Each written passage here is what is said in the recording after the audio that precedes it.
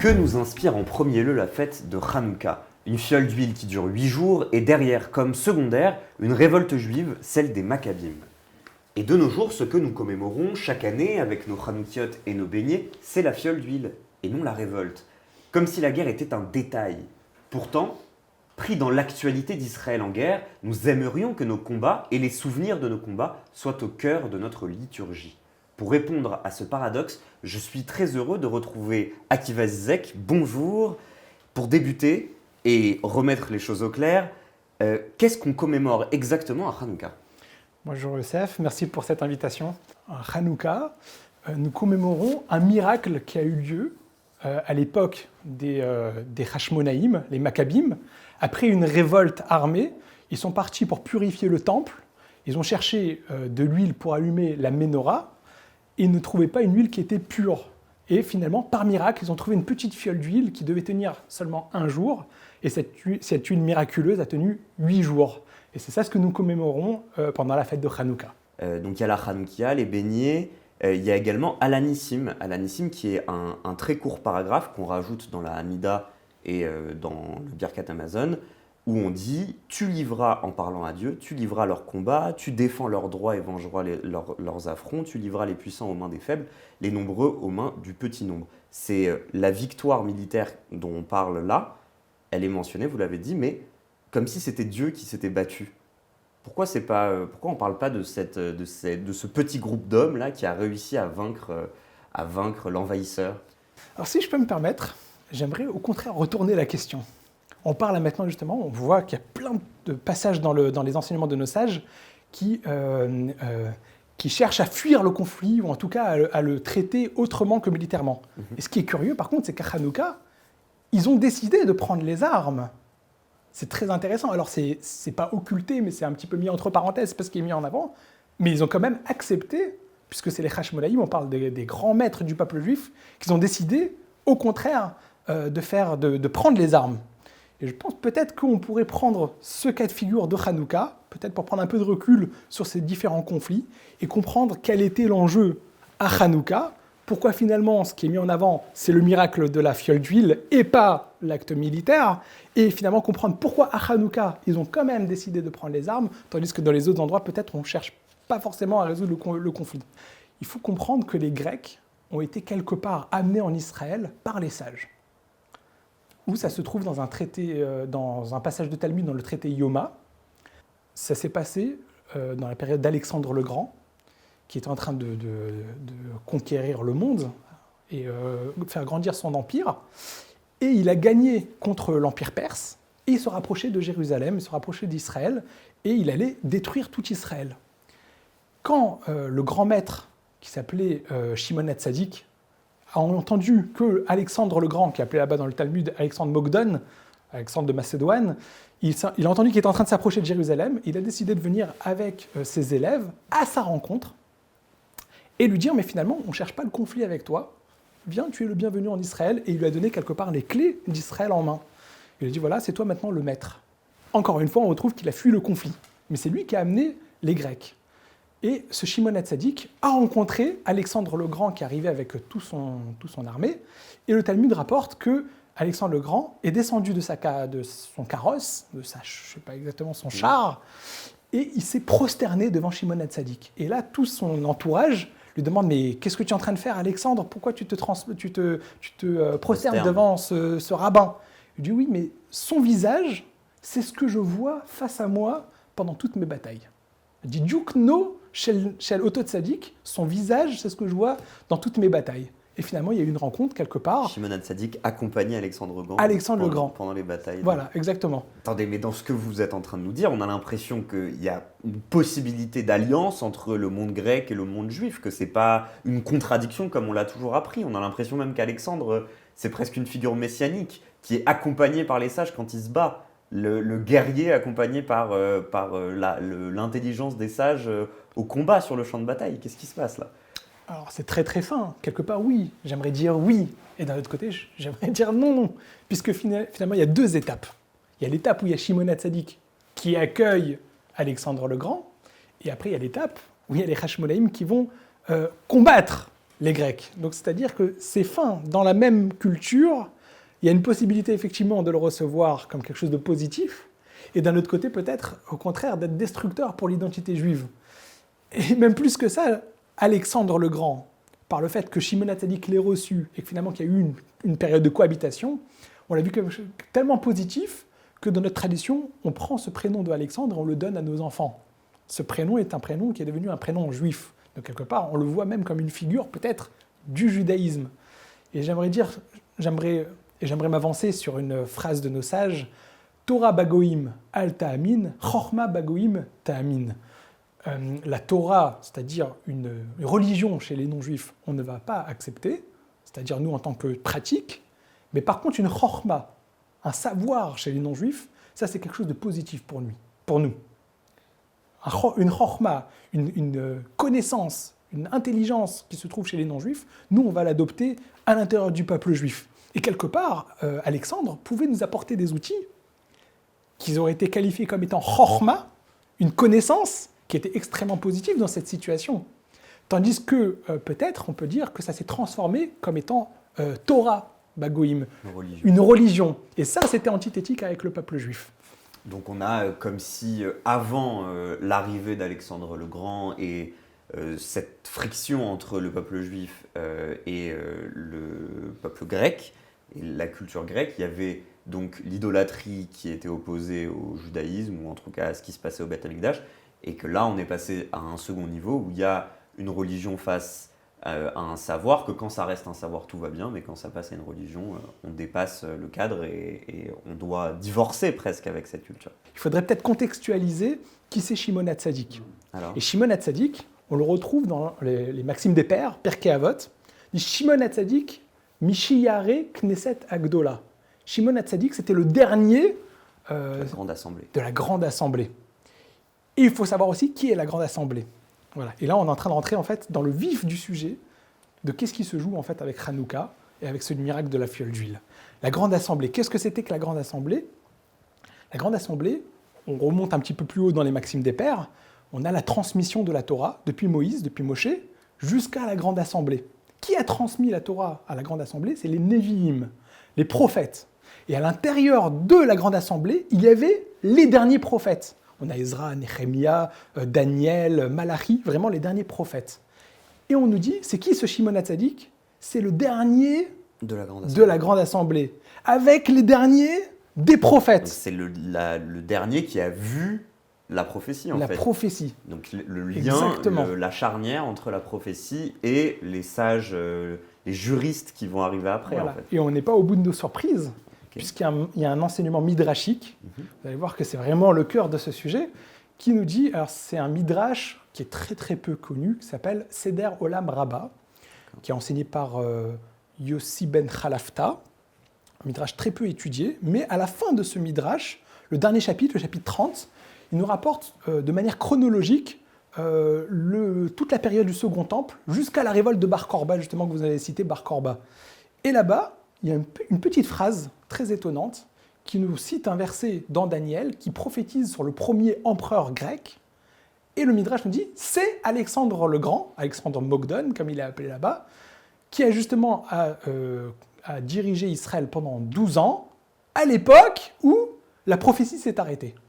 Et on voit qu'il y a ce lien, encore une fois, entre la fin de la prophétie et la venue de Alexandre le Grand, en nous disant justement, c'est qui a reçu Alexandre le Grand ? C'est Shimon HaTzadik, qui est justement le dernier de la Grande Assemblée, qui a vu en son sein les derniers prophètes. Donc on est dans une période où il y a les derniers prophètes, et finalement on est dans le passage entre la prophétie et autre chose. Et en quoi ? tout cas, quelque chose qui est grec. Et Hanouka. Et Hanouka. Alors. Et Hanouka. Et d'après les enseignements qu'on a pu recevoir, c'est ce qui est en train de se jouer à Hanouka. Tous les livres des prophètes, on n'a qu'une tension entre les prophètes et l'idolâtrie. Okay.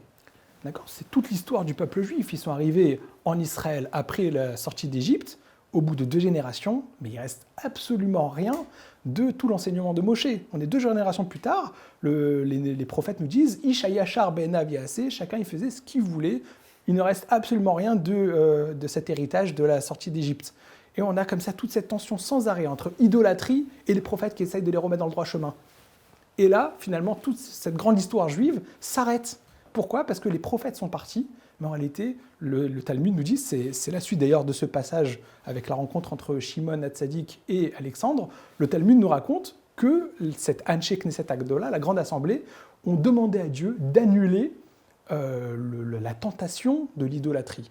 Un petit peu loin de nos concepts, puisqu'aujourd'hui on vit dans un monde où l'idolâtrie, en tout cas dans le monde occidental, n'a pas tellement de place. De prise, oui. Sauf que les sages nous disent qu'en même temps qu'il y a eu l'idolâtrie qui a disparu, la prophétie a disparu, parce que c'était l'un avec l'autre, le mal et le bien sont toujours sur le même piédestal, et si on fait disparaître l'idolâtrie, on fait disparaître la prophétie. Et là on arrive à Hanouka, dans un monde nouveau. Finalement, après des siècles et des siècles de tensions autour de l'idolâtrie, cette idolâtrie n'existe plus. Et on a qui à la place ? On a une période nouvelle, d'un côté on n'a plus les prophètes, on n'a plus l'idolâtrie, mais il y a les Grecs qui arrivent. Et les Grecs, finalement, ils arrivent dans un monde où on ne connaît pas les codes, puisque jusqu'à présent on avait les prophètes, et maintenant on n'a plus rien. Et là, il y a Shimon Hatzadik qui accueille quelque part Alexandre le Grand, mais ça nous amène à l'histoire de Hanouka. Où il y a de nouveau des Grecs qui font face aux Hashmonaïm, aux Hasmonéens. Exactement. Qui sont les Hashmonaïm exactement ? C'est quoi la différence avec les Maccabim ? Il y a deux noms pour désigner les mêmes gens ? Alors, les Hashmonaïm, c'est une dynastie en fait. C'est une dynastie qui a duré 103 ans, qui s'est d'ailleurs terminée tragiquement puisqu'ils ont été tous massacrés par le roi Hérode. Et c'était en fait le Kohen Gadol, le grand prêtre et ses enfants, qu'ils ont monté un groupe armé qui s'appelait les Maccabim. Les Maccabim qui sont les initiales de Mi Kamora Baelim Hashem, nous sommes les protecteurs de Dieu.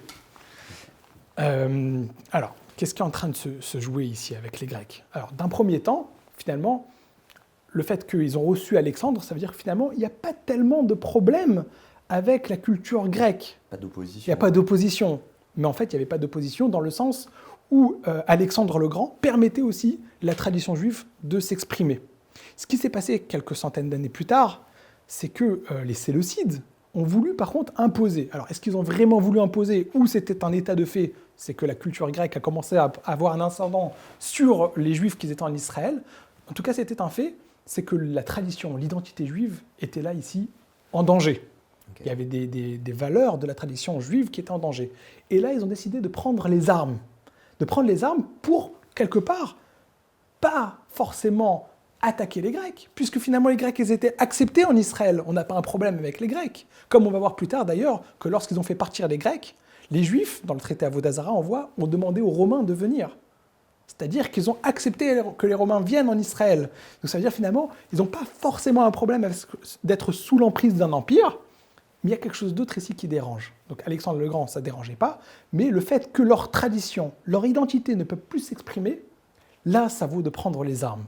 Et c'est ça ce qui va se jouer, c'est que finalement, ce n'est pas l'acte militaire qui est dérangeant, c'est pas le fait militaire qui est intéressant, c'est pas le fait de faire une prise de pouvoir du peuple juif en Israël, c'est de faire revenir une certaine tradition qui avait disparu.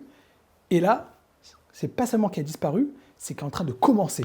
C'est toute la tradition de la Torah orale qui va commencer, puisque justement, on ne va plus avoir de texte.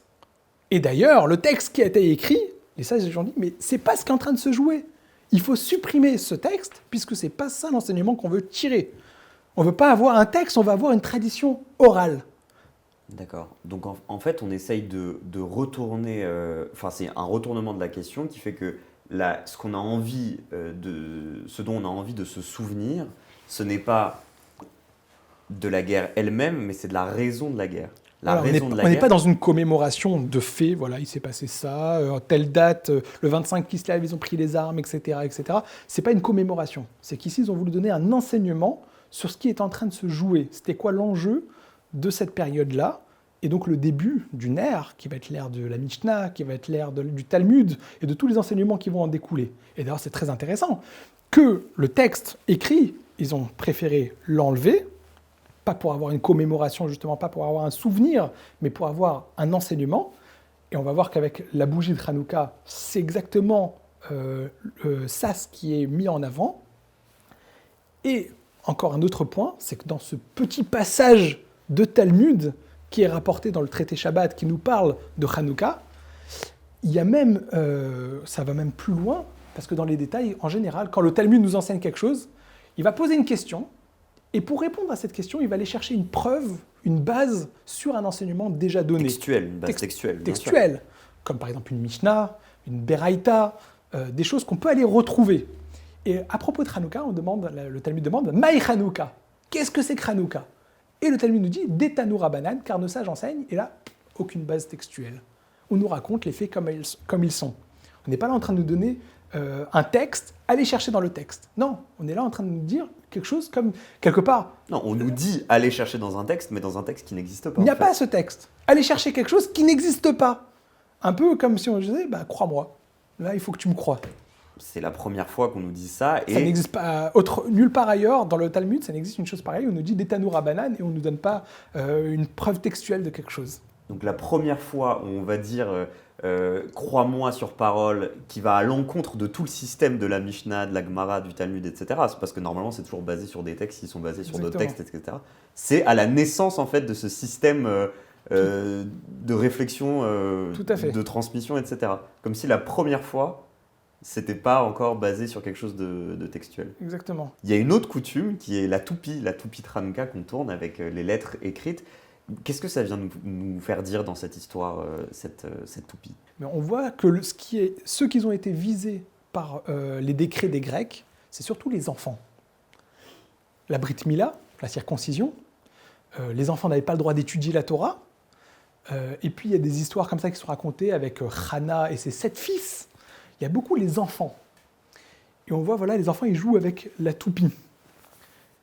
Et c'est peut-être ça l'enjeu, avec tout ce qu'on vient de dire, justement, par rapport à le message que les sages ont essayé de donner dans cet enseignement de Hanouka, c'est qu'ici, il y a un enjeu, c'est les enfants. Et la transmission de ce message. Puisque justement, on est « crois-moi », comme on a dit dans cet enseignement, « Tanu Rabanan, crois-moi ». Lorsqu'on allume la Hanoukia, lorsqu'on allume cette petite bougie, c'est rien ce qu'on fait, on allume juste une petite bougie. Mais ça pourrait être une petite lumière, ça pourrait être notre allumage. Non, ça a été mis dans une condition que cette bougie soit mise en avant pour se rappeler d'un miracle. Mais en fait, cette bougie, c'est une petite lumière qui vient pour nous interroger, pour qu'on s'introspecte. Mais à quoi elle sert cette bougie? Et qu'on aille questionner et qu'on aille approfondir qu'est-ce qui se cache derrière cette petite bougie. Tout le monde, à la même heure, sur certaines conditions, on allume une bougie qu'on n'a pas le droit d'utiliser. Cette bougie-là est pour s'interroger. Et on joue aussi avec la toupie. Alors, la toupie, si vous regardez la toupie, on a l'habitude de mettre 4 lettres, qui sont les initiales de Nes, Gadol, Haya, Sham. Nes, Nun, Gimel de Gadol, He de Haya, et Shin de Sham.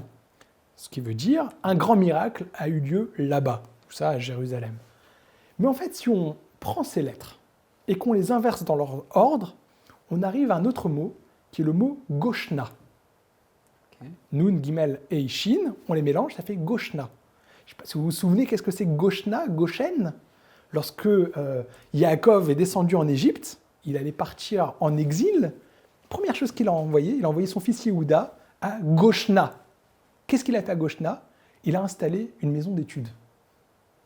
C'est-à-dire que le sujet ici, c'est l'étude, l'introspection, approfondir l'identité juive, mais surtout l'enseignement de nos sages.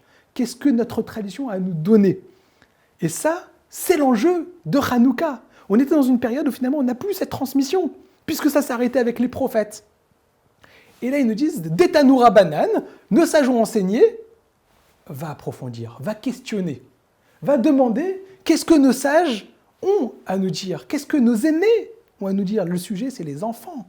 C'est ça le problème qui se passait à Hanouka. C'était cette transmission aux enfants. Les Grecs ont essayé d'empêcher cette transmission pour que les enfants, quelque part, peut-être ils soient autodidactes, qu'ils se posent tout seuls les questions, qu'ils aient leur propre enseignement. Non, la tradition, elle veut qu'il y ait une transmission, qu'on aille questionner les aînés. Ziknecha v'yomrulach. Les versets nous disent, demande aux sages et ils te diront. Si on fait le bilan de ce qu'on se dit depuis le début de cet entretien, il y a une sorte une impression qu'il y a une nouvelle voie, peut-être par rapport à à notre perception de la guerre.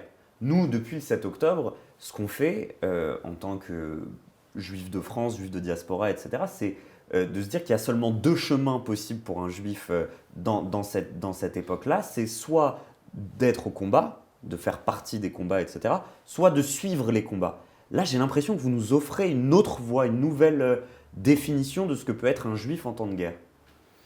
Alors Youssef, je ne suis pas 100% d'accord avec votre côté binaire où il y aurait deux voies, parce que je pense que justement ce que vous êtes en train de me dire là, c'est justement la troisième voie. Je vais m'expliquer. Vous êtes en train de me dire que les Juifs en diaspora, on a deux possibilités, soit de suivre la guerre soit de suivre la guerre à travers les médias, soit de s'impliquer en tant que militant. Mais je trouve qu'entre les lignes, on entend une troisième chose. C'est que tout d'un coup, on se sent très fortement lié à toute cette histoire, qu'on le veuille ou non, et pourtant, on n'est pas en Israël. Ici en France, on se sent lié à ce qui se passe en Israël. Pourquoi ? Parce que c'est notre peuple qui est attaqué. Et tout d'un coup, on se rappelle quoi ? On se rappelle de notre identité. Il me semble que ce sont les conséquences justement de notre entretien, de notre discussion. C'est que là, ce qui vaut, la raison pour laquelle ça vaut un combat, c'est justement se reconcentrer sur notre identité et écouter quelle est cette transmission. Qu'est-ce que nos sages ont à nous dire sur ces sujets-là ? Et malheureusement, nous sommes dans une situation terrible avec ce qui se passe en Israël, mais on se rappelle que finalement, ce qui est visé, c'est le peuple juif. Mais qu'est-ce que ça représente, le peuple juif ? Qu'est-ce que c'est que ce judaïsme ? Et se poser des questions finalement sur notre identité, et à travers ça, approfondir, peut-être à travers l'étude des textes, peut-être en écoutant qu'est-ce que la tradition a à nous dire. Et ça, je pense que ça peut ouvrir une nouvelle voie, peut-être de notre combat pour notre identité, et qui, on l'espère en tout cas, nous aidera à sortir de cette terrible situation, de cette terrible impasse où on est là en souffrance, et au moins savoir qu'est-ce qu'on représente et quelle est notre identité. C'est ce qu'on fait justement dans nos programmes The Talmud Experience. On questionne justement comment exister dans ce projet collectif qu'est la Torah, on a l'impression que ça s'impose à nous, cette transmission, on a l'impression qu'on doit prendre les choses comme argent comptant. Il faut s'interroger comment moi, en tant qu'individuel, ma liberté peut s'exprimer à l'intérieur de tout ce projet collectif. C'est justement ça ce qu'on fait dans notre séminaire une fois par mois à Marseille. Mais finalement, l'enjeu de Hanouka, c'est quand même de dire, d'accord, peut-être qu'on a envie d'avoir notre place, mais il faut avant tout chercher la transmission. Qu'est-ce que notre tradition a à nous enseigner ? Qu'est-ce que nos sages ont à nous enseigner ? Ça, c'est l'enjeu de Hanouka, après justement la brisure avec les prophètes qui ont disparu. Merci beaucoup, Akiva Zizek, d'être venu sur Academ. Joyeux Hanouka à tous et on se retrouve bientôt pour une prochaine vidéo. Merci Youssef.